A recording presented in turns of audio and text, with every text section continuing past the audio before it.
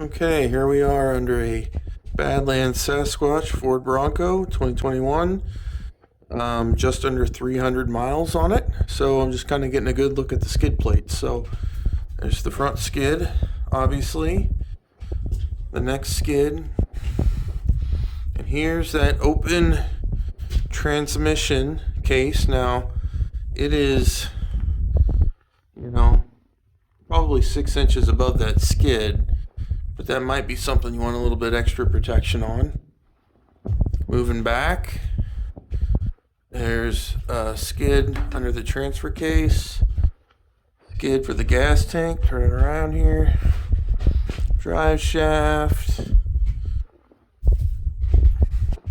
the low hanging shock mounts. I would definitely recommend a skid there. This one has a tow package, so there's the receiver. In case you're wondering what that looks like. And factory exhaust, obviously, inside of the Sasquatch tires. Pretty clean, pretty well protected. Like I said, you might want to consider a transmission skid and a rear shock mount skid. That's what I'm considering, but looks pretty good. So, fun car so far.